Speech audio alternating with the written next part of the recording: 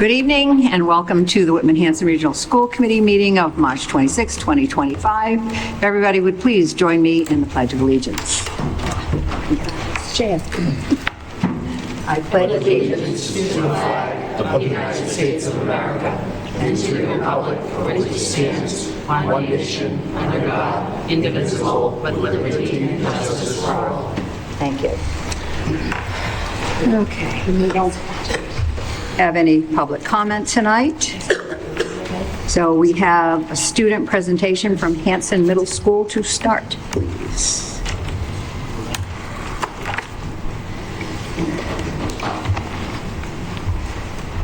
Good evening. So I brought Elsie Sewell with me tonight. Elsie was chosen as our Project 351 ambassador. Elsie and over 300 other 8th graders from around the state, thank you, Jason, were selected by teachers and administrators for their kindness, compassion, hard work, and willingness to give back to their community. On January 25th, myself, as well as Mr. Tranter and Mr. Every, we had the opportunity to serve as chaperones for Project 351's kickoff day. It was really cool. She's going to show a little bit of that. Students were divided among 3 different sites, and we had the opportunity to join Elsie's group at Cradles to Crayons. While we were there, we got to learn how donated items, like I'm sure you guys have seen clothing bins, different places. Cradles to Crayons has some, and Elsie's going to talk about the collection drive that we're going to do. But we got to learn about how items that make their way into the bin make it back out to our communities, basically all the way from the collecting, the inspecting, the sorting, and the distribution. And while they were hard at work putting things together for that, we got to learn that there's agencies right around us. One of the ones that we utilize sometimes is the Plymouth Family Resource Center, and they work directly. They get goods directly from Cradles to Crayons to support our community members. With that, I'm going to hand it over to Elsie so she can tell you a little bit more about Project 351 and her upcoming service project. Hi everybody, my name is Elsie Sewell and I was chosen for the Project 351 this year, and it has been an amazing journey so far. Next slide. It started at the beginning with launch day, and I have a quick 2-minute clip to show you a whole of what happened that day.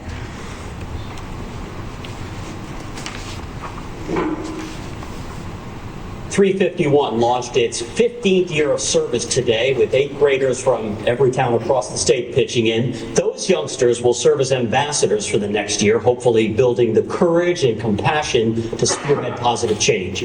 Here's WBZ's Paul. 3, 2, 1. With great pride and excitement, hundreds of ambassadors, part of Project 351, donned their Navy t-shirts and got ready to serve. It means the start of an exciting adventure. We are 8th graders from every corner of the state. Project 351 is a youth-led movement for change, uniting 8th graders from 351 cities and towns across the state for a year of transformative service. Champions, changing the game with purpose. Our very own WBZ TV anchor Lisa Hughes helped kick off and host the event. Project 351 hopes to develop the next generation of leaders, bring forth transformative social impact, and develop a pipeline of diverse change makers who are entering the workforce. On Saturday, all 351 ambassadors took part in community service projects in Chelsea, Brighton, and Newton. I want to help out the community and grow as a leader. At Cradles to Crayon, it was nonstop action of organizing clothes for those in need. Over 15 years, Project 351 has provided enough clothing to support 200,000 kids through this partnership. This year's theme for Project 351 is in our hands. So whether it's helping the environment or fighting hunger and homelessness, the power to impact change begins with them. That our young people know that the world that they seek to build, they have everything they need inside them to create that world. So if they want a world without, to address climate change or to eradicate hunger, It's in their hands. Project 251 alums Ben and Paige say this program changed their lives forever. I would say it's given me the confidence and the skills needed to lead. It was a world of possibilities, and I've grown so much as an individual and change agent since then. This is the 15th year of the program. Their goal this year is to impact 15,000 neighbors throughout the state. In Newton, I'm Paul Burton, WBZ News. Thank you. You can go to the next slide whenever you're ready. So these are some statistics of what we did accomplish during that launch day, and I was actually privileged of being on Cradles to Crayons that day, and we impacted over like 15,000 lives that day, which was wild to see everything that could happen in just one day. This next week, I'm partnering with Cradles to Crayons, or everybody with Project 351 is, and we are holding a clothing drive at Hanson Middle. And during this clothing drive with everybody at Project 351, it impacts about 15 to 20% of all of Cradles to Crayons donations throughout the whole year. Me and my friends and Mr. Bovis, we've been making posters and decorating boxes for the last couple weeks now, and we are hosting that next week at our school. And lastly, over the next year, we'll be having a couple more drives. One of them will be honoring 9/11, and the other one will be collecting food for the Hanson Food Pantry. I hope you all enjoyed learning about Project 351. Thank you for having me.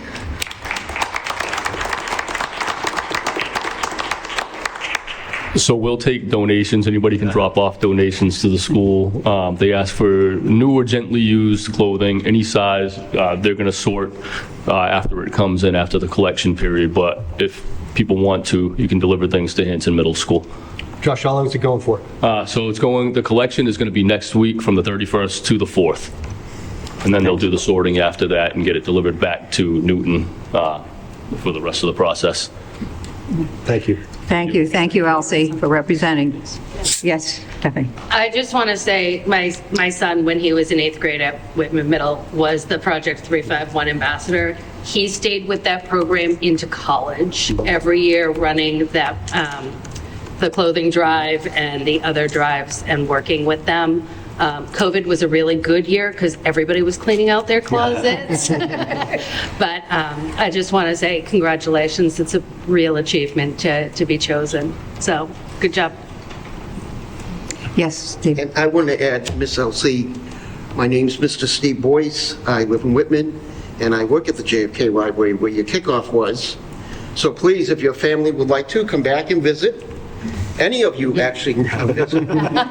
Thanks, Steve. I only been there 30 years, but I knew about your event coming, and I'm so glad and happy that you folks were all there and had a great time and then had a lot of productive, meaningful work afterwards.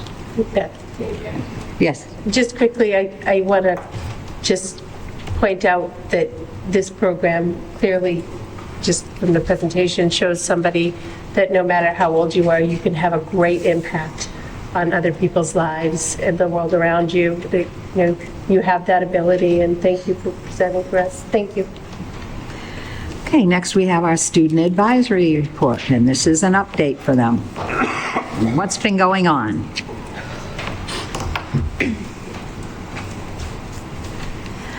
Hello. We are so excited to be back and are grateful for the opportunity to present our progress. Since our last update, we've accomplished quite a bit and are thrilled to share our results with you.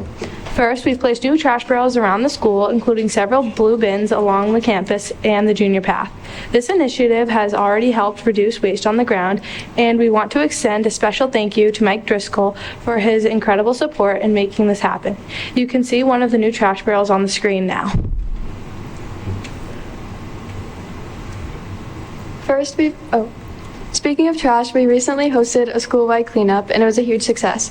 Over 50 students stayed after on a half day to help out, and together we covered the entire school, picking up thousands of pieces of trash. We filled up 10 trash barrels and donated several bags of bottles to Rocket Riley. It was an amazing effort, and we hope this becomes an annual event, and there's some pictures on the side from our event. Next, we also visited the middle schools last week, both Hanson and Whitman Middle School, to connect with the students. We held one Q&A session and a survey at the other. Both were successful in gathering valuable feedback. Overall, the students seem very comfortable in the environment and appreciate all the opportunities they have. However, they also shared some great ideas for new clubs. We'll be in touch with both principals to discuss their input further. One of the things we love to explore is bringing more sport opportunities to the middle school.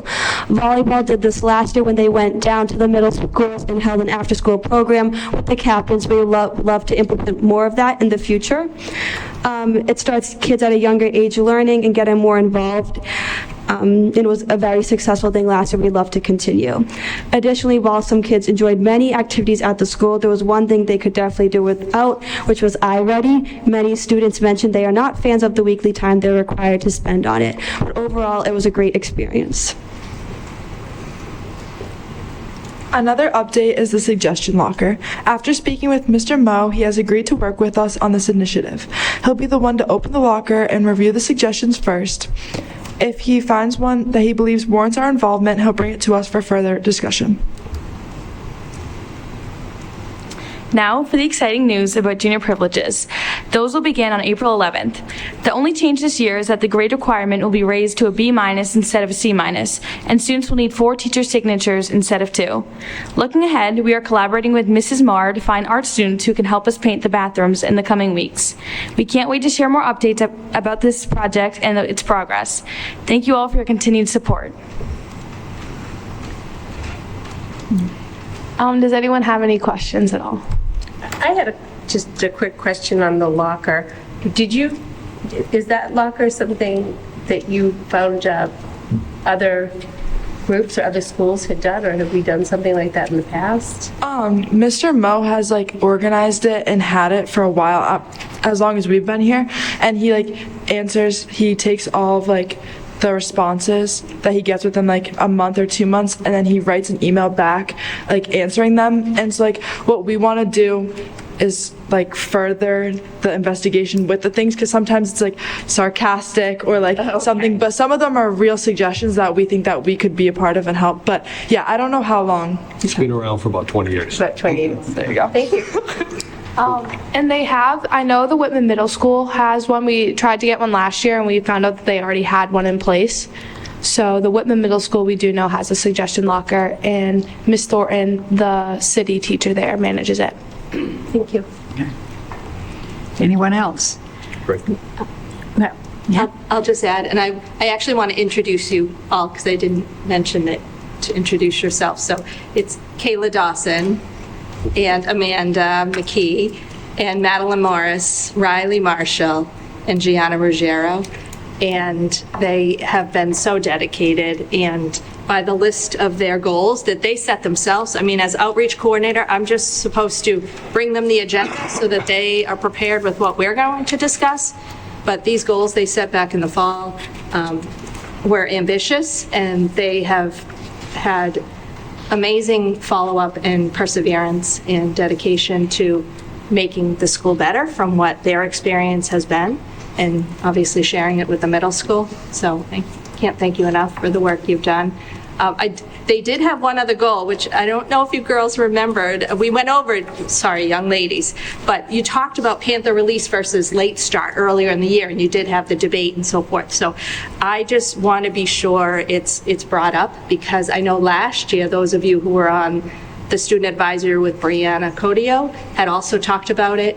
And I think it's something that should continue to be talked about if students are saying that, right? Because you have the experience of the late starts, but freshmen and sophomores don't, and it's going by sort of the wayside. And I just want to make sure that that conversation continues if it's important to students. That's all.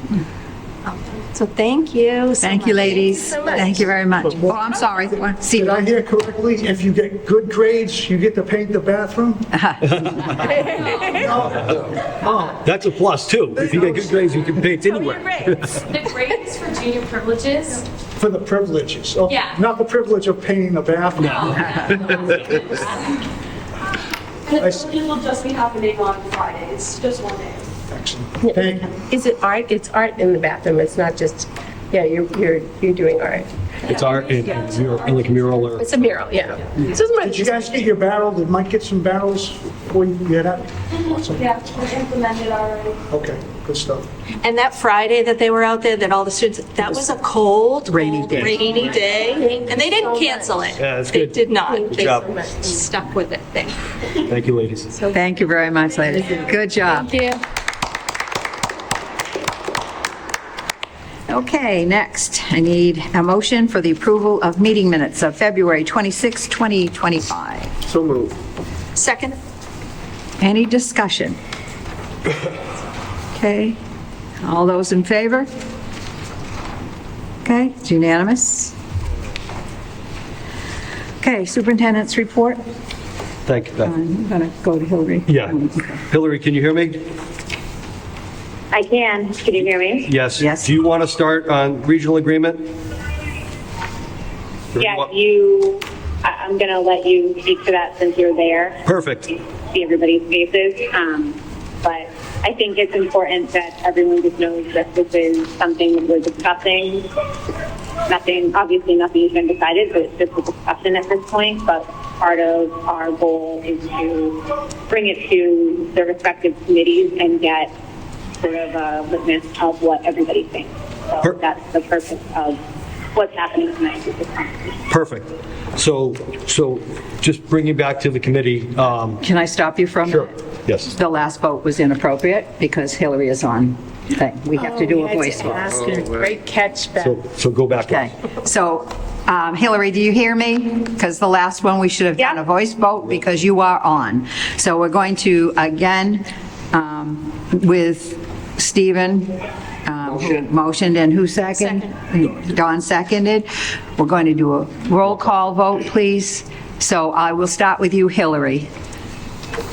Yes. Okay. Now, go ahead. Yes. Yes. Yes. Yes. Chris? Yes. Dawn? Yes. Stephen? Yes. Steve? And me? Yes. Thank you, everyone. Sorry for the mistake. No worries.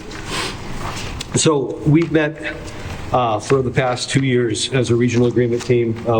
We had a team, and then there was reshuffling of people on the committee because of elections and people left. So currently, right now, from the school committee, Hillary serves as school committee rep from Hanson, Rosemary serving as the school committee rep from Whitman, Justin Evans is the select board member from Whitman, and Laura Kemen is the select board member from Hanson. Steve Amico is the finance committee member from Hanson. Kathy Otina is the finance committee member from Whitman. George, Stephen, and myself are all non-voting members on that committee as well. Only the 2 school committee members and the 2 select board members can vote. We're plugging through the regional agreement.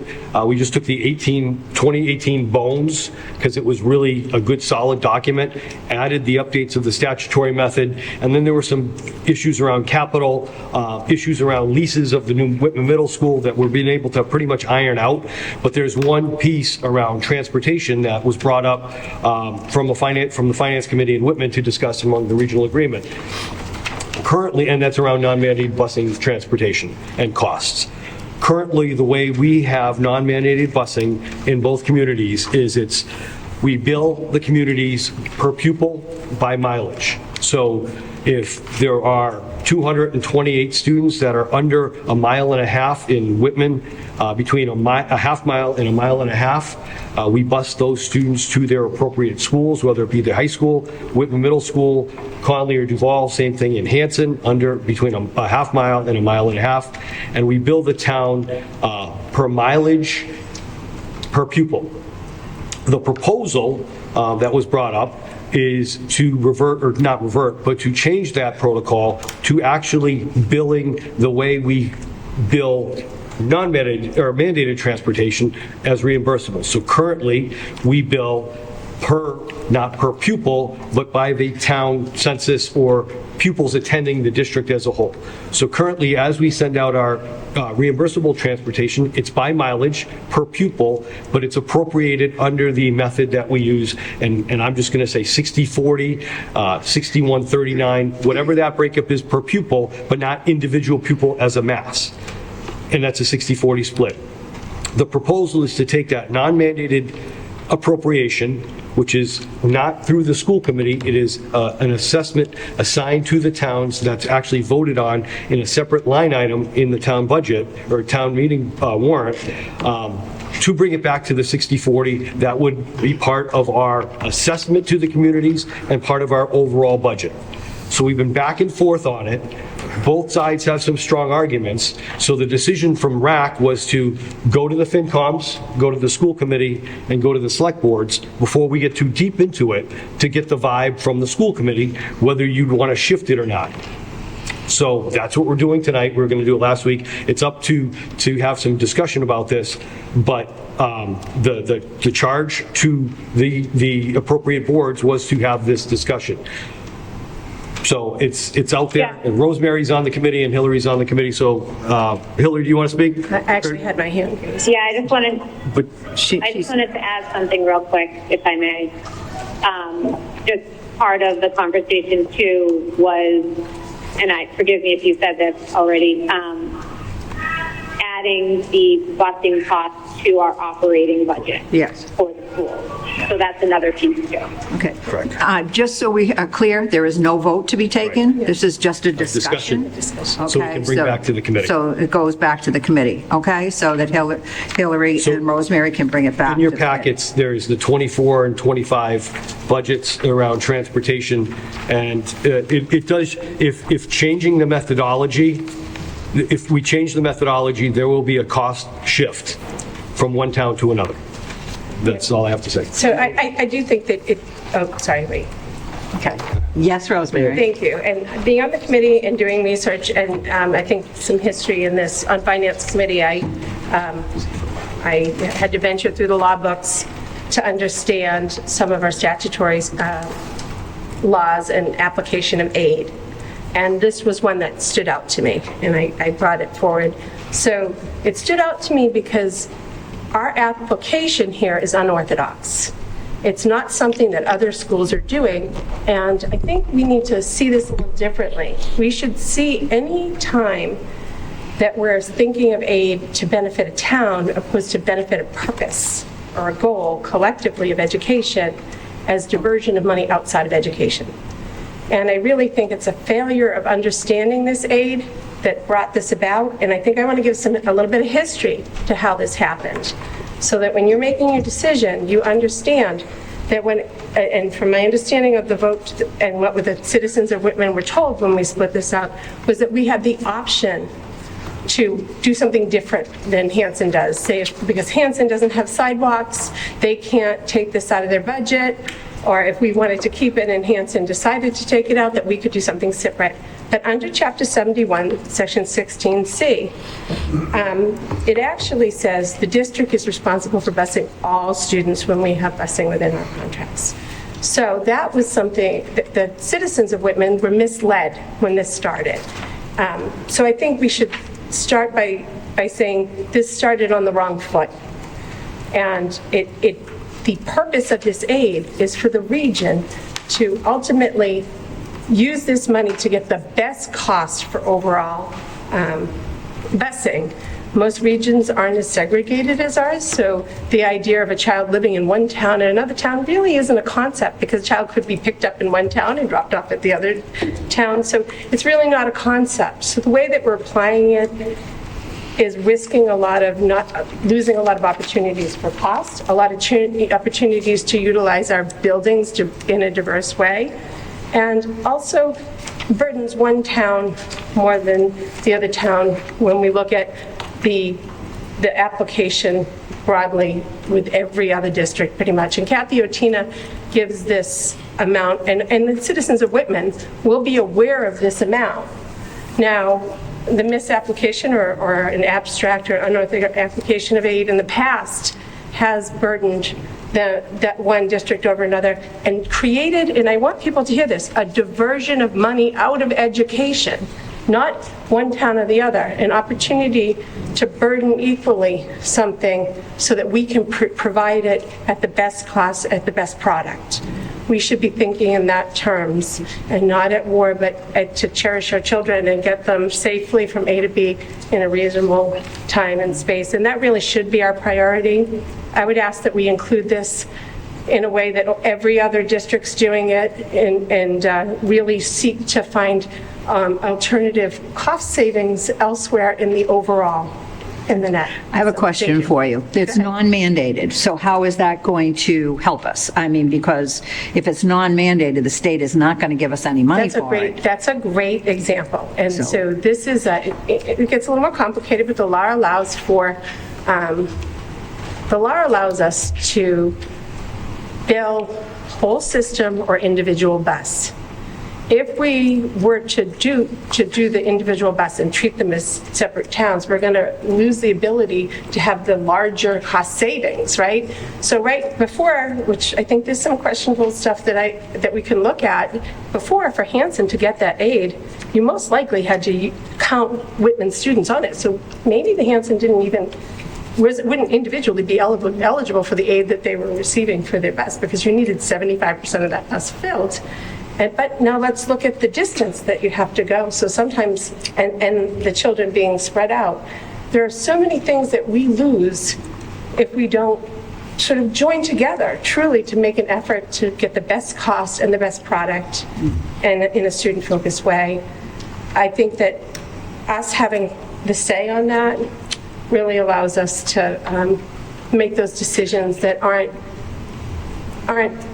penny pinching, that don't, the form isn't going to follow the function. It's going to be don't spend, and then we won't have the product. So I really think we need to think more collectively in the university. Okay, more discussions. I have a couple more questions, but I want to open it up. Go ahead, Steve. Will this, Rosemary, be like children in Hanson because they're closer to Duval, going to Duval? Or it opens up the possibility of that. Everything does, because we'd work it out anyway, because we're going to do what's best for kids, and I think Jeff and everybody else will. But I think we don't see this level of separation. Like we've got, so this whole busing thing isn't seen in other districts. You don't see Whitman and Hanson being servicing separately for a regional school. A regional school is when you surrender your education to another entity, essentially, which is the region. And that's almost like its own town. And we see that in our budget when we're mowing our lawns and we're handling all those other capital items. So you don't usually see that. So this is, I'm saying, hey, let's actually be a region and share this effort, cost, and everything else. Kara? Do we have a sense of what the cost shift would look like, or what the cost savings could mean? Roughly, it's about 50 grand shifting from Whitman to Hanson. Yeah. Ultimately, per year. Yeah. Per year. Let's clarify that. Just point of clarification. That cost savings is only because we have implemented something called the per mile savings. Before it is much more, and it was at a point where Whitman said, we can't afford it. We can't afford busing. That's pinching into how much we can afford on education, and the collaboration and the opportunities were kind of lost on maybe getting more creative about how we bill. So, Whitman will say we can't afford that busing. Before they'll say we're going to get rid of a teacher, hopefully, or anything else. So. Who else? Dawn? We have two documents here in front of us. Those were presented at the regional agreement committee meeting. So was okay. Rosemary has spent many years on finance committee. She's a well-respected finance committee member, so she has the background. I'm looking at this from maybe a new person tuning in tonight. What are they talking about, right? So, and also I'm looking at these documents, and even I'm thinking, what are these documents telling us, right? So I want to get an understanding, and I wish we had more information right now from the RAC. First, I wish we had a copy of the current regional agreement so we could see how the language is right now. And I think we're working off, you mentioned the 2018 is what you're modeling, or the RAC is modeling for changes, but the existing regional agreement is from 1993. Is that right? 91. 91, right, and it's on our website. But if we at the table now could have had, this is what we're living, right, with this 91 regional agreement. this is what's proposed. I wish the RAC had actually voted to propose something, not necessarily to even vote on, but a suggestion, like, here's the language. So I appreciate Superintendent coming forward, explaining what the discussion was and so forth, but without anything really in writing, I'm trying to formulate an opinion and a discussion to go back, but I want to have more concrete in front of me. And there was another document last week at our meeting provided, and I don't know if everyone has this in today's packet. Last week's. So my understanding from following this the last few years about transportation, and the crux of this, as you just mentioned, the price tag, $50,000. Correct me if I'm wrong. So give or take. Yeah, that number is approximate. But the essence of this is that when the assessment is calculated for one portion of the transportation, which we're calling mandated, yes, right? Then that's calculated on the 60, 40, 38, 61, whatever it is that year. Yep. Yeah. Yes. And then you get to the non-mandated piece, and it's a completely different formula to calculate that. Based off this document from last week, the percentage goes to Whitman at 82% of the cost to 18% for Hanson. So the essence of why this is continually brought forward, I believe, is because we've got one bill from First Student for bus transportation. Okay, they bill us. Here's all your bus transportation. But somehow in our regional agreement, and as Rosemary alluded to, way back when it was thought that this might be a good way to do it, but we're doing one calculation here, and we're doing one calculation here. And in all honesty, if this is a partnership, and we dig down into these numbers, both calculations essentially cost more overall to Whitman. We really are. And that's what is, well, no, you're right.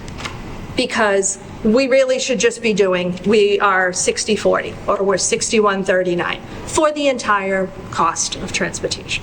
None of this, we're picking this or we're picking that. So that's just how I've been sort of seeing this, and I wish we could have this on another agenda with the paperwork to go along with it. So the way it is right now is we're not getting this to town meeting anytime soon. Oh, no. So this is the first iteration from the board, from the RAC, to say, hey, bring it to your committees to get this vibe, so we can provide more information to the school committee.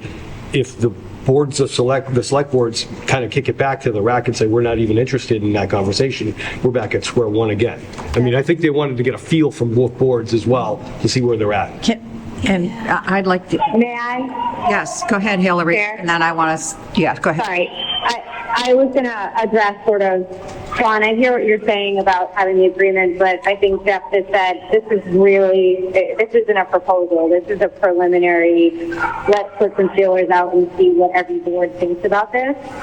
Because if we come back to the RAC and we're at a stalemate, right? So we don't have the regional agreement. We don't have solidified things because nothing is solidified. We're very much in the early stages of the process. Our meeting in February was the first time we actually devoted an entire meeting to discussing this proposal. Yeah. So that is why you have what you have and what you don't have. Okay. Just a sec. Okay, so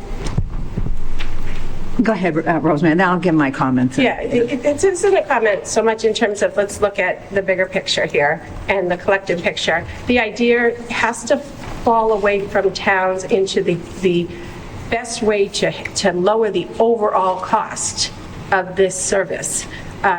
Let's look at a situation where if you have to fill a bus for 75 students because you've decided to split apart into two different towns, and you have buses, and you could maybe possibly get one less entire bus, and that's one less driver, opposed to say if you had to do smaller buses and have more drivers, because you have to do 75%.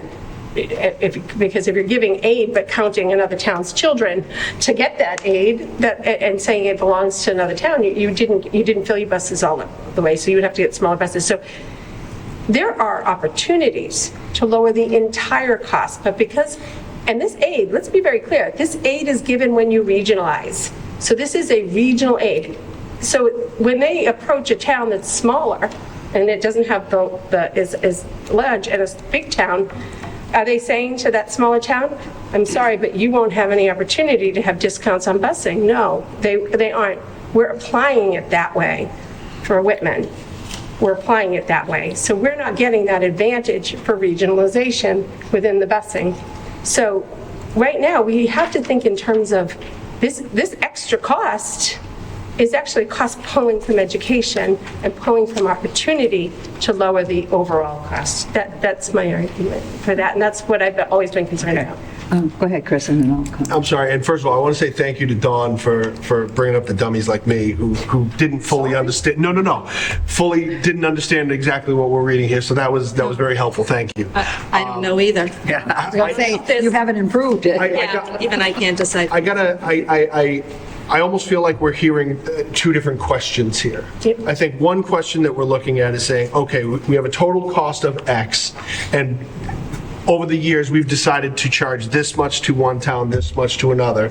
And what we have here in front of us is very much looking at saying, okay, that cost is still going to be the same. We're looking at switching, hold on. We're looking at switching the percentages and saying, instead of this town paying X and this town paying Y, now this town is going to pay A and this town is going to be B. Whatever those numbers are. That's question number one that I'm hearing. And then the second question I think I'm hearing from you, Rosemary, and I want to potentially dive into a little bit further is, are we, forget about the costs and how they're being allocated to the individual towns, are we utilizing the best, are we most efficiently using those buses to provide the services to the town? So I think, so again, it's helping me to kind of work through this in public, so I appreciate you guys being my little scratch pad over the side verbally. We're talking on one hand about let's switch up the percentages, but on the other hand, we're also then talking about we'll switch up those percentages of potentially a lower number because we can more efficiently utilize some of these busing things. Okay, thank you. And just to say, this aid is a regional aid. It is not for thank you. towns. It's the opposite. Can I go? You want to go first, or can I just? Go right ahead. Okay. So here's a couple of issues that I see. Whether you agree with me or not, we're all here just to have a discussion. One of the issues I see is if this goes into, right now, if people don't know, the non-mandated busing is, as Jeff said, is a separate line item on at town meeting. There's the school budget, and then there's non-mandated busing. There has never been any question, and I disagree that people didn't vote for it. They have always voted, and I've gone to town meeting for 50 years. I didn't say that. But it has always been voted. It has never been an issue. I have a concern for us, how we deal with our budget. If this money gets now rolled into our operating budget, people will forget that's why we increased it. They'll say, oh, they raised the budget again by this much money. Why did they have to do that? And they might forget. And we won't forget, and we'll be telling them, but people, they get their mind set. And my concern is, we roll this 300 and something or whatever it is going to be coming up because every price has gone up, $1,000 into our operating budget. I'm not saying that I have a problem with that. What I'm saying is the optics and how it looks. Also, I have a problem because being realistic, I don't see that Hanson is going to agree with this at all. And I really don't know if this is the right time to do this, and if it's $50,000 savings, and I understand what you're saying, Rosemary, that maybe isn't right. But we finally got the how we divvy up between the two towns and how we pay. We finally did that the correct way. And there was a lot of people who still have a problem with that. And we heard it last night. We heard it last night when we were at the meeting, and Hillary can tell you, and Jeff can tell you, that, and Steve was there. They still bring it up, don't they, Steve? So that's my concern, again, that maybe it shouldn't be this time. And we're supposed to relook at this every 3 years, the rec.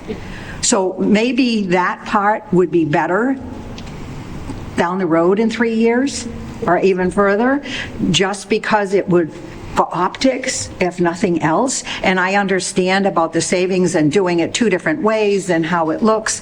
But right now, I don't know that it's the right time to do it. And that's just my opinion.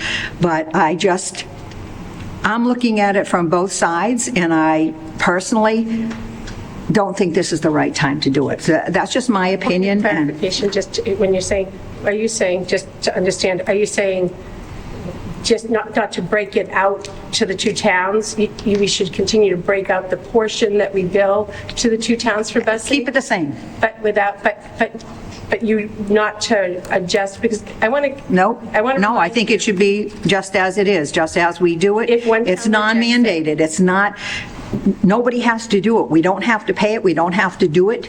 And so if it's non-mandated, I think we should pay for our students. Hanson should pay for their students at this point in time. And I understand what you're saying. This is just my opinion. And, I don't live in Hanson, but I know what's going on in Hanson, and I know what the opinion is. As I said, we were at a meeting just last night with their finance committee, and it was brought up. Yeah. So, that's my concern. I'm not saying it's a bad thing. I'm not saying that at all. I'm just saying this might not be the time. And if that's what's holding up the new iteration of the RAC, I think you should put it aside and make sure that you have the lease and the important things that we actually really need to do right now. We are in such a problem with our budget and with the 2 towns that I really don't want to, have people hearing this, knowing that's not going to come up this year anyway, but that's just my concern. What happens when they put... Yeah, okay, now it's Steph's turn. So I'm just kind of confused looking at these 2 pages, because I don't know what the difference is. There's differences between the 2 pages, but I don't know what they are. And on the one that has the transportation budget up at the top, there are columns that I can't even read the information that's in those. So I would just like to,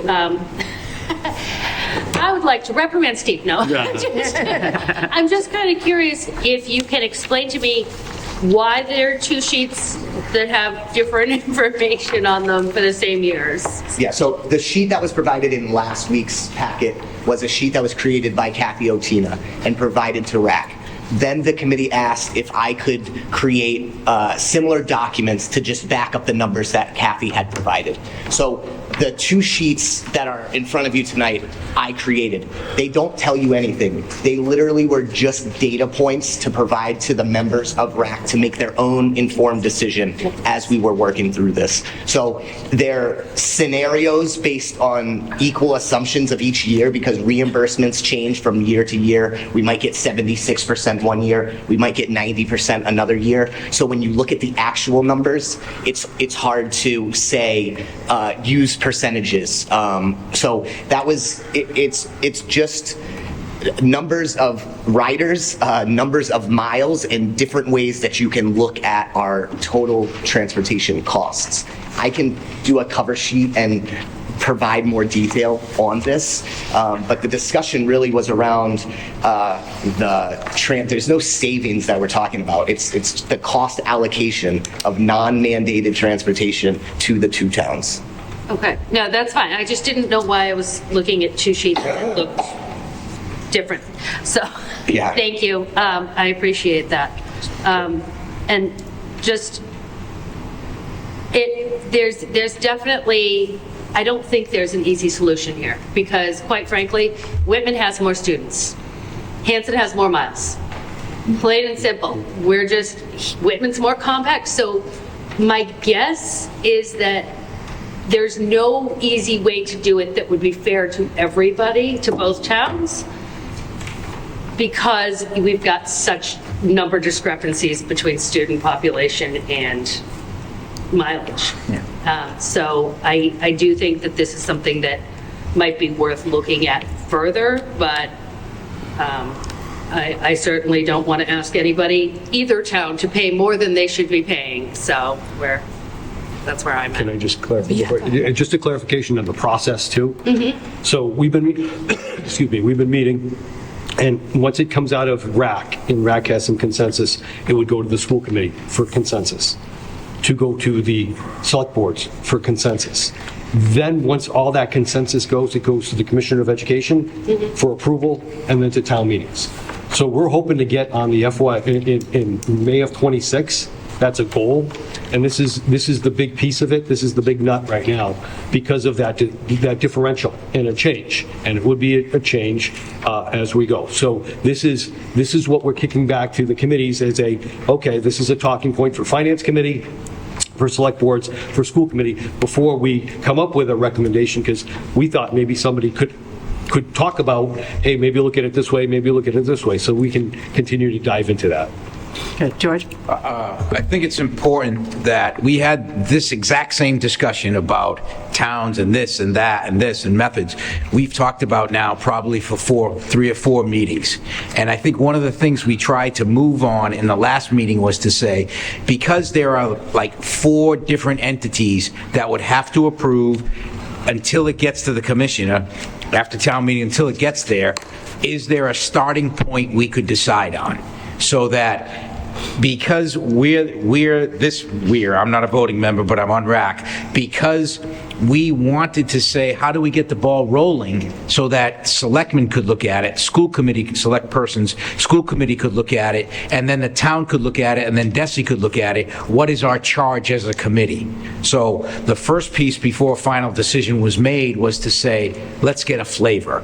We'll take that flavor back, but I do think, I'm not a voting member, that RAC, one way or another, is not at just a stalemate, because it will never go anywhere, but they can put something forward so that other committees could at least move the process forward, because it is a daunting process, it is a difficult process, and there will be a swing of money at some point. But what we tried to do, I believe, if the tenor of our meetings is what I'm relaying, is just get it going, because we know how long the process is and how so many different committees will weigh it. Yeah. Okay. Yes. Do we currently charging by mileage, or are we charging by buses that have to go to each town? No. We bill by miles. So not bill, but there are 2 different ways to send a bill to the state for reimbursement. Okay. There's mileage, which we started doing that about 4 years ago for a tremendous cost savings, or per pupil to the state. By mileage, because of the spread of this community, we get a better bang from our buck from the state. We bill per student to the towns. That's going away, right? Well, we'll see what happens at the state. But so if your son is riding the bus to Conley because you're 1.9 miles away from Conley, it's a non-mandated, or excuse me, 1.4 miles away from Conley, you're non-mandated. So the town of Whitman gets that assessment for that child. Right. So I guess my question is, how does first student bill? We have a contract for how many buses we have and how many tiers of routes that we have. So And that's determined by our transportation. That's another volume. Yeah. Right. No, that's, but I mean, you would think that one would marry to the other, or I would think that anyway, so that's all right. Sorry. Yes, Carol. So I have a question, and then I can add my kind of commentary, at least from what I understand right now. And again, I feel like I still need to wrap my head around this conversation. But we currently are not charging families for non-mandated busing, but we could. Correct. And most districts that do charge a per student or per family rate, correct? So that could potentially be an option. So the regional district could not. Right. The town could. The town could. Yes. So in other communities that are not regionalized, the district can charge. Correct. However, the town of Whitman could charge, or the town of Hanson could charge. Correct. For reimbursement for the busing. So if that happened, though, that would, my understanding in other districts is that typically is on a per student, not a per mileage basis. Correct. Right? So that's just one question or wondering I have. I think that's kind of an ongoing thought. The second thing is, and the the legalities and the financial piece of it, I really need to like wrap my head around more. And I'm here the Whitman perspective, but I lived and advocated through that 2020 town meeting on the lawn out here, where it took a yeoman's effort to get Hanson on board with the statutory method. And there is, I agree with you, Beth, there is a lot of residual resentment, even though it may be well-founded or not, but like it hit people's pocketbooks in a very big way. And I think it unfortunately eroded a little bit of that like sense of mutual like responsibility. And I get the counter argument could be that Hanson was making out for years, right? But I do think that given the financial climate we're in, given those feelings that still very much exist in Hanson, that it's a conversation that's going to be a really hard sell to Hanson at this point. And I think that we have some really big financial priorities that we have to be advocating for immediately, that I would personally not feel like this should be our primary focus. So, and I do worry about, even though this isn't happening now, the fact that the conversations are happening are going to show up on social media, and people are going to suddenly like run with that. And so that's kind of where I'm at. Yes, Rosemary. Thank you. I want to point out a couple of things that we're missing. When we split it out and one town votes no, we still have to pay for it. We have to pay for it out of our budget. So another aspect of this, so we haven't remedied one of those aspects. Another aspect of this is the resentment for what happened is not only on the Hanson side, and Whitman are having major financial situations for large builds for middle schools and other things that any sort of recognition for partnership, and I cannot remedy misinformation given to the taxpayers of Hanson. I do think the leaders of Hanson have to step in and fix what the mistruths they told. They have to. Okay, Rosemary, no, we're not getting into that. That's fast. I'm not. Okay, stop. I'm finished. It isn't, because it's going here, and the taxpayers of Whitman are savvy now. We saw one year when we had an interim person come in to handle this budget, who's an expert. He did this budget the way every other town is doing it. This is an unorthodox method that, again, pulls money from education and possibly, it most likely increases the overall cost.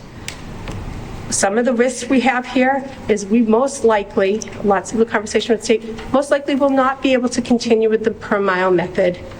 It's probably going away, and those busing costs are going to shoot up again. This burden has to be shared, and we have to look at it in terms of bringing home the overall costs so that it is not a huge jump, and share this burden moving forward. Okay. Whitman's Finance Committee will not pass this. I'm confident of that. So we'll be back at this table. Glenn. Why is it optional, and why isn't there a uniform accounting practice to calculate how to do this? Why are we given options on It's unusual. Our structure is unusual. Rosemary. So we're based on the 91 agreement. This is how they laid it out. You can do it this way, or you can do it that way. The mileage method. Come up with a third way. No, so we had this discussion 5 years ago now. Because I do see 3 ways on there. And 5 years ago, it was brought up, and we tried it with the state, and the associate commissioner said, "Oh, that's a viable method for reimbursable." The state doesn't give guidelines. They do, and it's as he said, it's usually we reimburse per pupil. I think this is another way, and it costs the state more. So to Rosemary's point, the state's probably going to shut that off at some point if more regions do that. But I don't want to say they don't look at regional transportation as a whole, and how people do it, but that was a comment that was made 2 years ago to us, that they might be only allowing one way for regional I was transportation. just, because when you give options, you're asking for trouble. Like, it's not going to. And Stephen might be able to answer your question a little bit better, too. We're talking about two different things. We're talking about a method for seeking reimbursement from the state, which the state has to approve that method. So they are going to tell us that is right or wrong. Right now, there's two different ways that we can do that. I get that. Why don't they just say, this is how it's done? Yeah, so the state has. And it eliminates this problem. With anything in education, they always give you a little bit of flexibility. Yeah. The second piece we're talking about is how are we then assessing the towns? And that is based on what is written in the regional agreement and needs to be approved by this committee and then the select board and then the commissioner. And you could do three different ways. That's what I say. There's three different ways on here. And the way it's assessed to the communities has been stagnant since 91. It wasn't brought up in 2018. It's still written that way. And then in our recent iteration of these conversations, it's been brought up. So the way it is, if we touch nothing in the regional agreement right now, it would stay as is. But there are things legally that we have to change in the regional agreement because currently the regional agreement has Quan School as one of our schools. Okay. So this is why it's kind of important that we start moving this Make some changes, get this right now. Okay, is there anybody who has not spoken who would like to?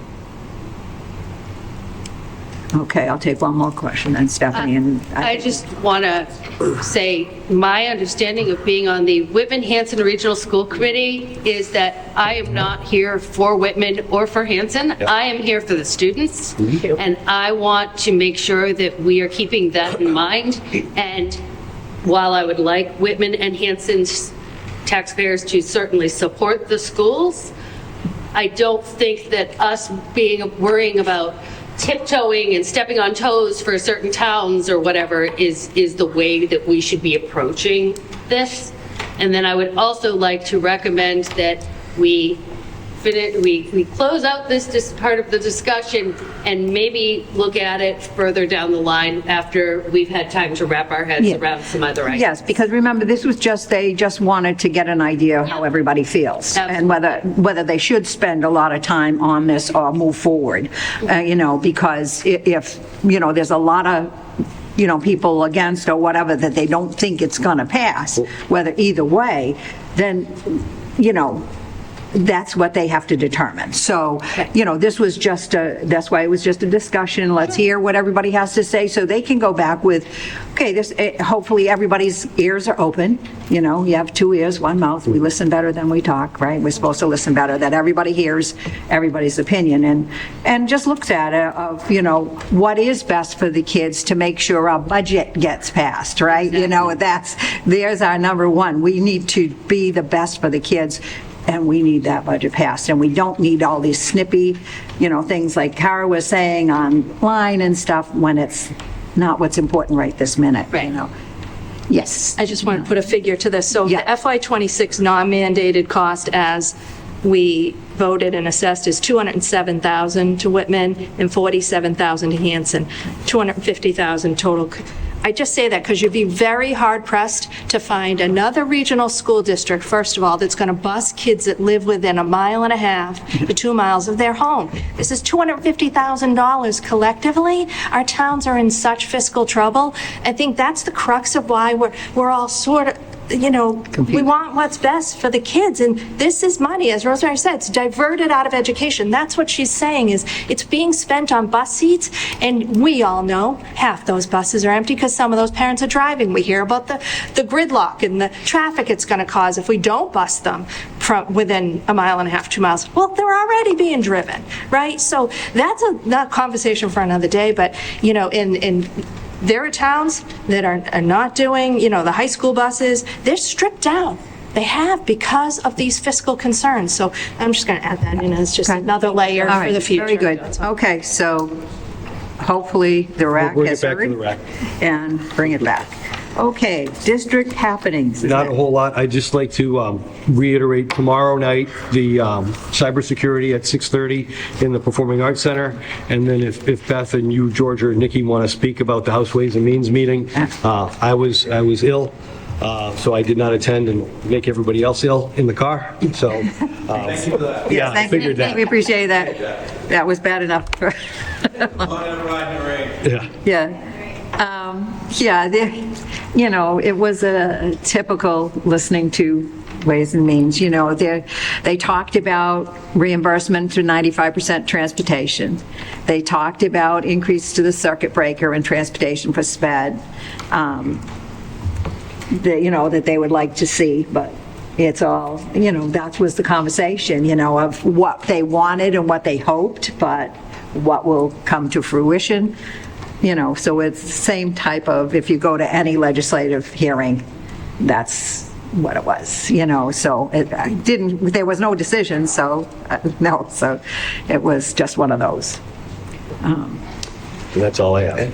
Steve has a question. Yes, Thank Steve. you to Mr. Marks for the quick link. email, Thank you so much. Monday morning, I believe it was. Oh, yes, And Chris. for that, you know, Yeah. I jumped on Yeah, for a little thanks, bit. Chris. We might not have gone if we had seen that earlier. No, We all said that. We went, oh, thanks, Chris. We were in the car and we were going, oh, thank you. I did love jumping on and off, you know, obviously I'm at work and so forth. And speaking of work, the governor was coming tonight. If I didn't have to fight so much traffic, I really would have liked to have grabbed her ear for some Chapter 70 discussion, but Yeah. you know, obviously working. Yeah, and that, you know, they were discussing Yeah, that, of there's course. there's a lot there, you know, Yeah. and I'm glad it kicked off. Ways and Means, doing it like that, you know, video with the speakers, but it's so long. Yeah, and it was one good thing to look at where there a lot of students came. It was a little bit disruptive because they would leave to go to a class and another group would come in. So if you're sitting there and you're trying to pay attention up here and this is going behind you, it gets a little confusing. But it was nice to see. Probably most of them were education majors. So, you know, seeing how important education is to the students and to all of them and the upcoming. So we're hoping that that continues their interest as they, you know, graduate and get jobs, and, you know, hopefully they're voting at this point in time because they're certainly old enough, so. Okay. Stephen, any updates? Please. Yeah, just very quick. I don't have anything new, but we'll be coming to the end of our third quarter, the beginning of next week. So our next April meeting, we'll have our third quarter financial report. I will be putting together some summarized reports of grant activity through the year, as well as revolving account activity through the year, so we can try to get a handle as we're building, you know, kind of Munis out and getting everything back together, try to give you a full picture of our finances through the first 3 quarters of the year. Great, thank you. Thanks, Stephen. Thank you. So bouncing into the opportunities we've had to meet with Whitman FinCom, and Whitman Select Board, and then Hanson Finance Committee. So last night, Hillary, Beth, and I attended both sessions. And Stephen, sorry. Attended both sessions. Yesterday was a joint meeting to start off in Whitman with the Select Board and the Finance Committee to talk about the operational override that's on the table at Whitman, to talk about a 3-year override versus a 1-year override. The bottom line, there was no decision made last night, at least while we were there, because Finance Committee had to adjourn to go talk about it. But no matter what, Whitman needs $2.4 million to balance for next year. And they're looking at a 1-year, again, to a 3-year. The 3-year will carry them through, and I think it's 4.25 with a flexible number, with an increment of 2.4 to FY26, another amount to FY27, another amount to FY28. Then that will carry us through as well through FY28 to the numbers that Stephen has appropriated to the Whitman Finance Committee and the Select Board, as far as numbers that would sustain our budget and potentially add to our budget moving forward, depending on how things shake out with the state. Without that override in Whitman, the number is very sobering to us. So just as a numbers for us right now,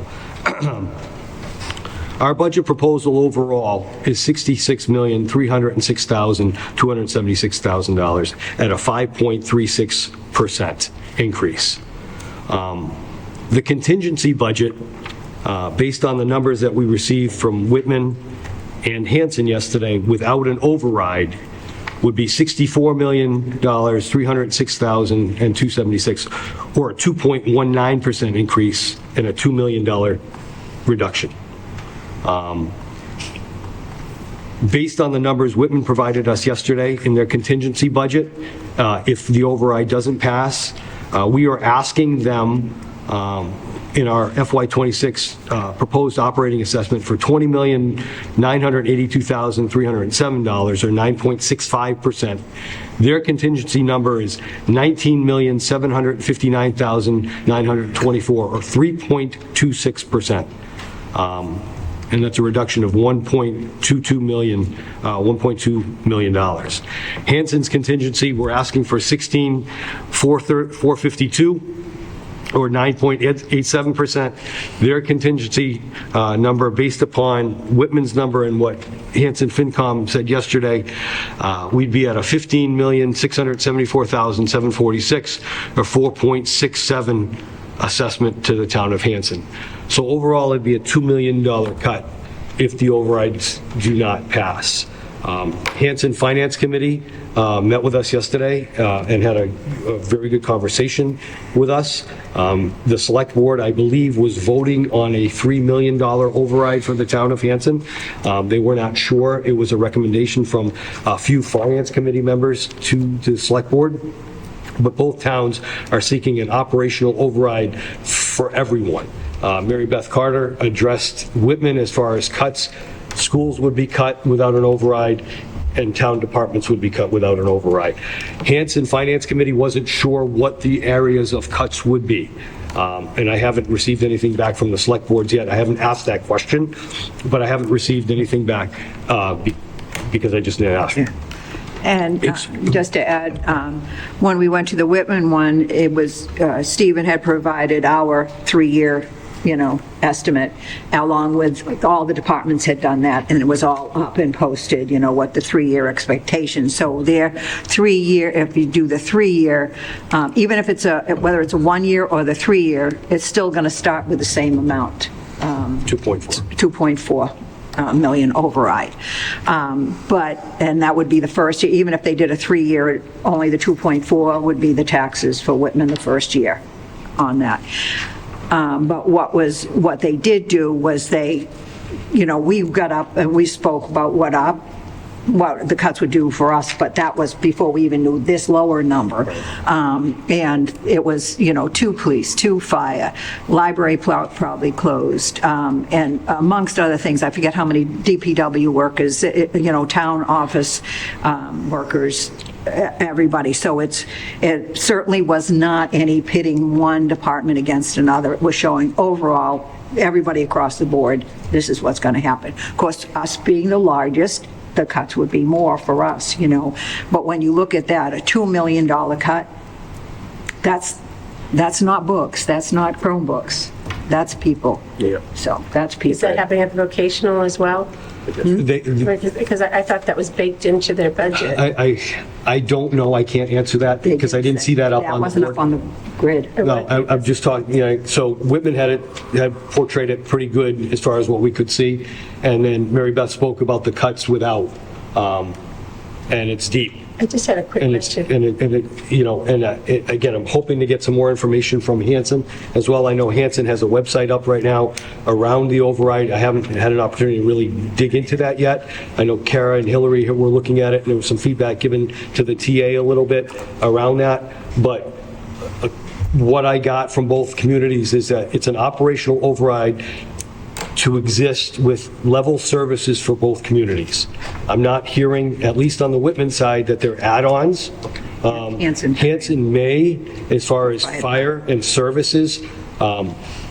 Again, I wasn't at the select board meeting. It was just us and the finance committee having a really kind of candid conversation about things. So it was a nice opportunity to have a conversation with some folks.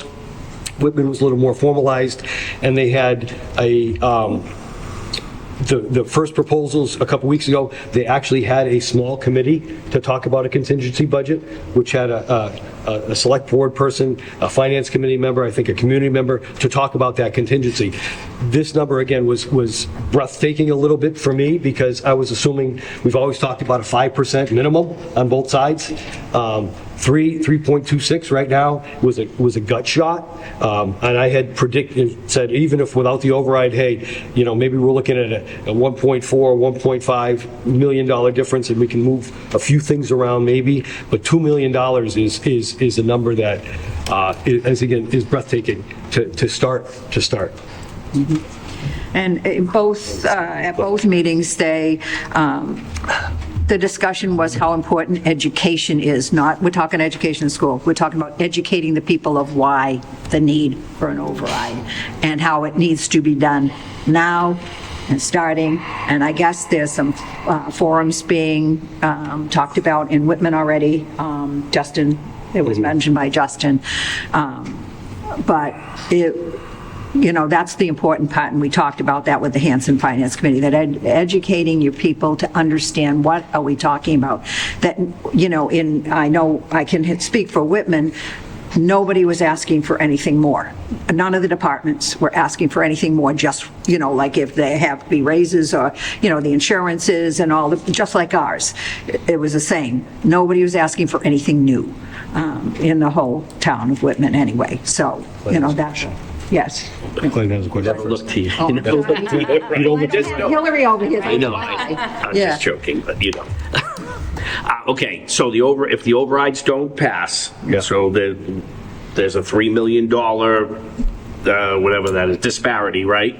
$2 million. But I'm talking about, so you said 1.2 and 2 million. Whitman 1.2. Whitman would be Hanson 2 million. Hanson, no, that's the overall. 2 million is the overall. Hanson Okay, so the overall will be 2 million. Yep. So the towns will make cuts to their services? Yeah. And we will be expected to make cuts ourselves? Correct. Okay, so the budget will come back here and you'll make cuts? So assuming that both boards send an override budget to town meeting. Yep. If it's voted down at town meeting, it doesn't even go to the ballot. Right. Goes to the ballot, and both towns reject it, we're back here without a budget. Okay, and how much of the 2 million are we expected to absorb? So right now, that's what the contingency budget from Whitman is 3.2. We are on the hook for $2 million. Yes. You'll be making $2 million. That's what they have. That's what they have. That's what they have. We can keep the budget as is. Right. Yeah, but they're just going to shoot it back down again. Well, that's like we talked last year, and then we go to the monthly budget when the state comes in. That would be back and forth. Yes. But that's not going to happen. We're going to try to come to some type of an agreement. So the candid conversation is, this is what the town said that they have. And the expectation is each department would reduce. I just don't like the idea of the fire department, the police department making budgets, and we're saying, no, we're not, good luck with whatever you do, and we're not changing a thing here. That doesn't work for me, I'm sorry. Just point of clarification. Nobody wants anybody to lose a job. Of course not. And nobody, but our laws require us to have an educationally sound budget. And the police department has laws too. They actually don't. Actually, actually there's new ones actually, 2004. How about the fire department? Can we hold on for a second? Sorry. Thank you. You're talking to me, not everyone. Okay, I'm talking to you, question. Pointed out. I apologize. Just a point of clarification, when we think we have to be responsible and send a responsible and determine responsible, not by what other people need, but what the kids need. So I'm asking Jeff, in that sense, we're seeing a lot of increases from other schools. You're not asking anything exorbitant, are you? Other schools? Other districts, yeah. Other districts. You're not asking for new curriculum. You're just asking for educationally sound budget. Now, we had a selectman come in that defined our budget as not educationally sound, which is accurate. And I think that we have to tell the towns, meet the law, and then step up and make sure that you're funding these other things to meet the services that you need.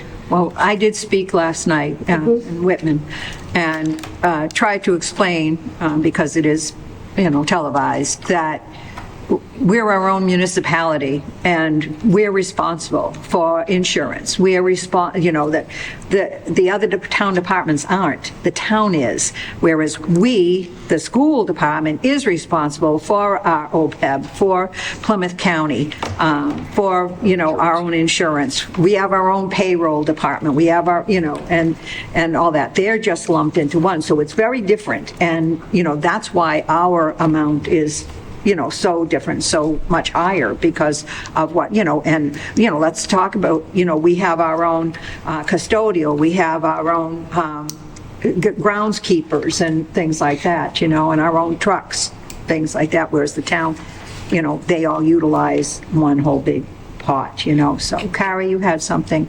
Yeah, I just, a couple of thoughts. I spent some time on the budget page that the Hanson Select Board has published, as Jeff alluded to, and I agree with you, Beth, that clear, transparent communication with the communities is critical. We have shared some feedback on that. I think there are some places on that website that clarity. Yeah. Yes, Hillary, did you see, Hillary has responded? Yes. We talked, because she spoke to the Finance Committee last night in Hanson. There was some incorrect information they had, that we were looking for a 9% increase, budget increase, instead of the assessment. So it was printed incorrectly, and there were a couple other around kind of the process. And so I think I just think that's really important, because I think, again, the way information or misinformation spreads, that people will latch on to that number.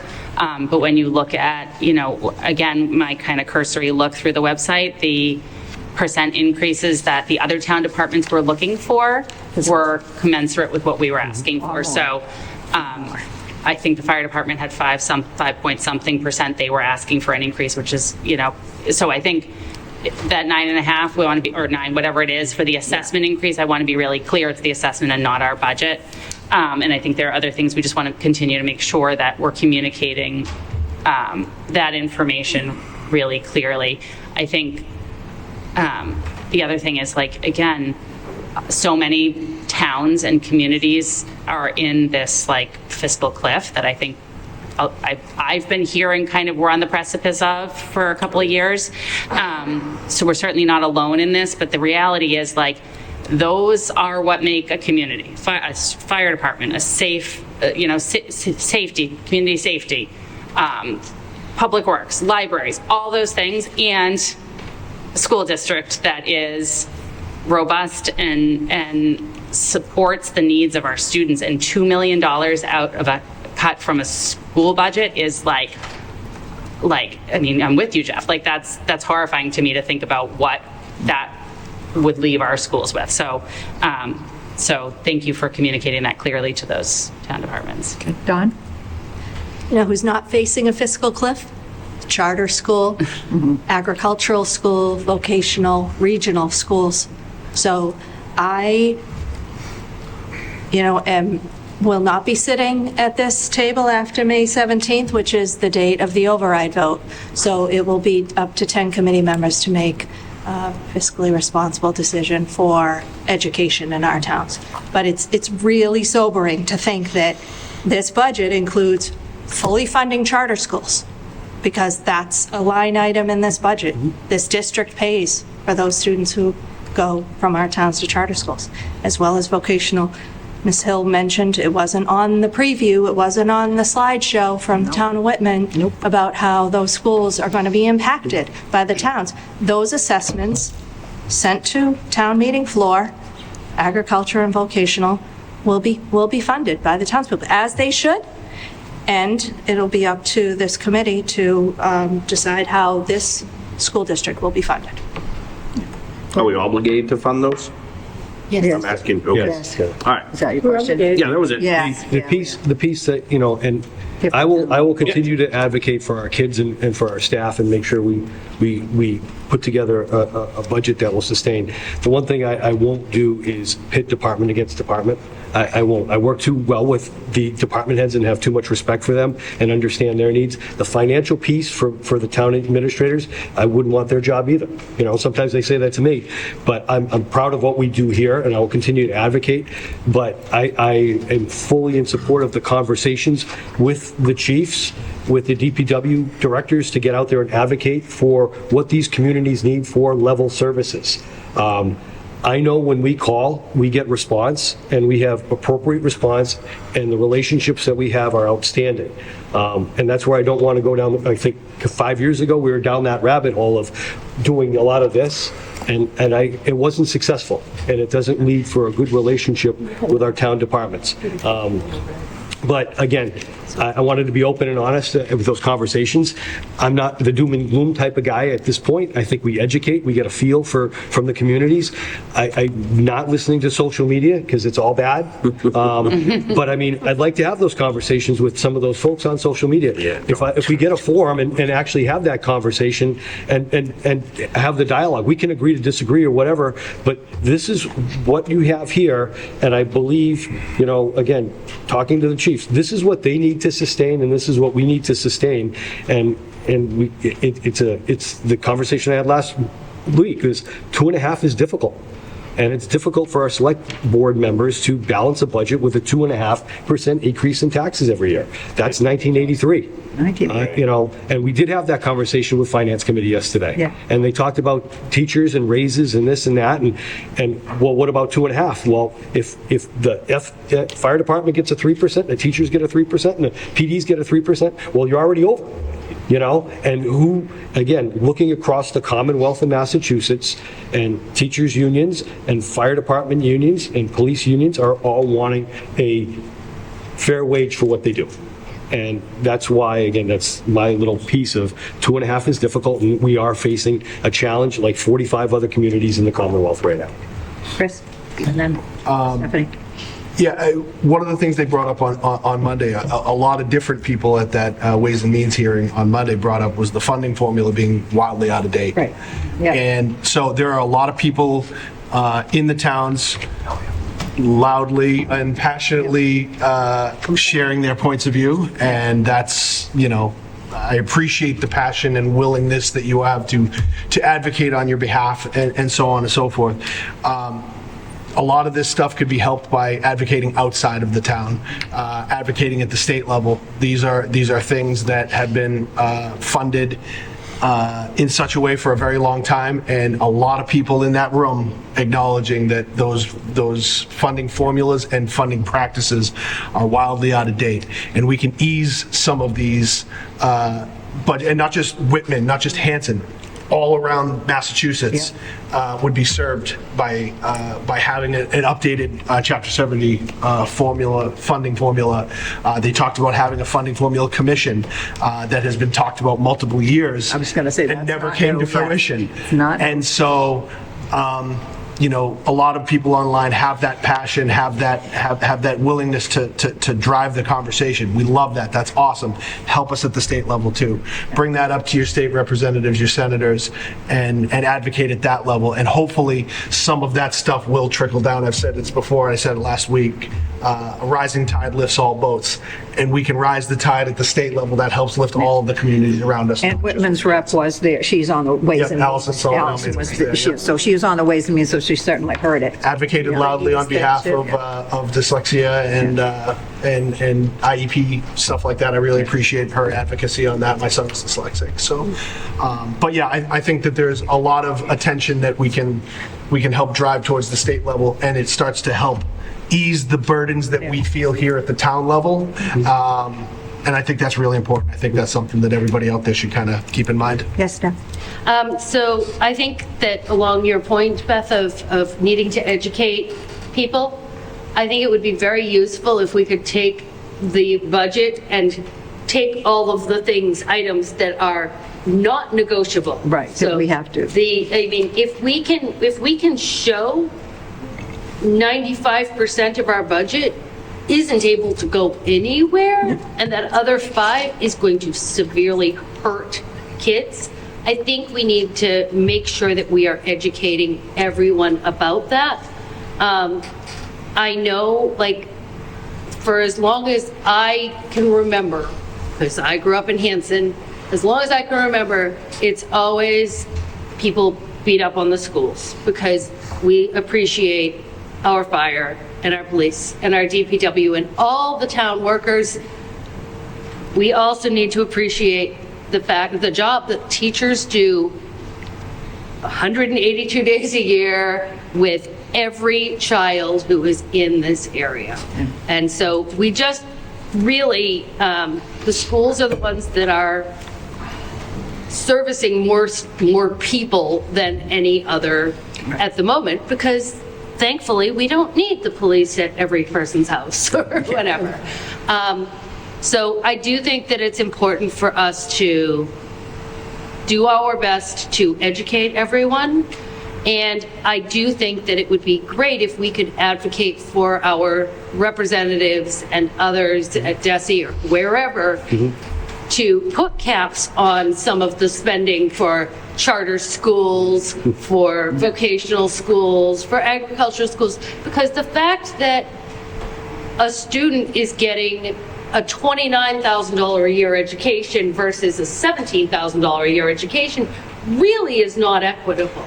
So the fact is that, and we have no say in it. So the fact is the people who are making the decisions about how much we have to pay really need to be a little more considerate of and realistic. Yeah, realistic. I mean, it's just not fair to have to pay what we have to pay for some of them. I get it. Yes, I just want to tag on to what Ms. Blackman has said in terms of understanding the cost of something. You know, the police and fire are needed. We're here, anytime you're doing a municipal budget, you're thinking about what every human life or person needs to survive and do well, and what is the cost of that. And we were told, both towns, that to do that cost, to meet that cost, that we would need an override.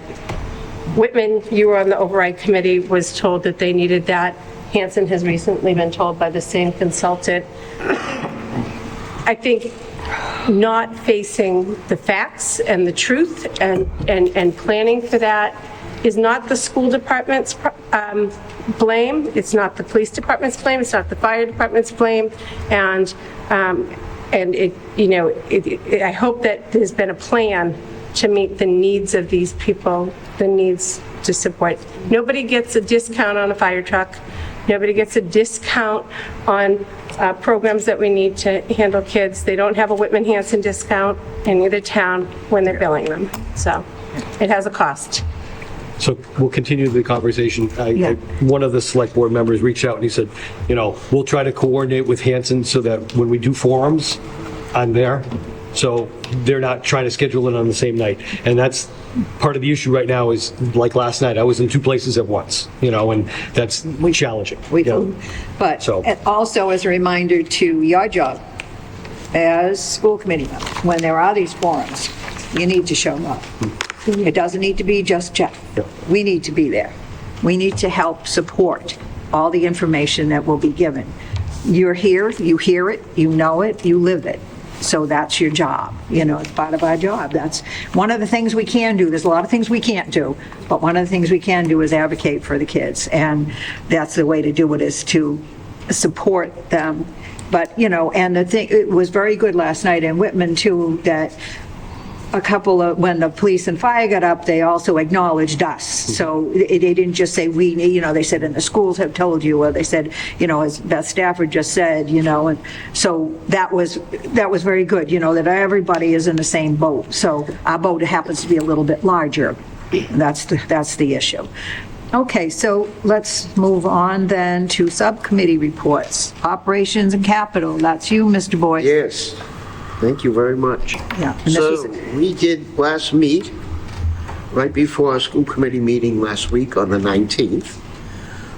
Let me jump into our meeting, or the meeting that we had with Whitman-Hanson and Mr. Farrell representing, coming to the Whitman Capital Committee meeting, not once but twice this month. And he reiterated and did a very good presentation of what articles got passed over in Whitman last year, the importance of the end of life of equipment that we're asking for, and even more importantly, the E-rate in its expiration date of September 30, 2025. I said to Jeff the other night, I said it's almost like ESSER money. If you don't lose it, you're not going to get it, and we really need these things to be done. So we, I think, have given that point, and again, George, thank you to the Whitman Capital Committee on 2 different meeting nights, and they are certainly carrying forth with that. Whitman Capital meets with the Whitman Finance April 8th. So just wanted to start with that. But our meeting had 2 district operation updates. One was the facilities, and let me just go over. George presented notes to us. Both of our top tier people in facilities and technology were off for the night for good reason. But we'll start with technology.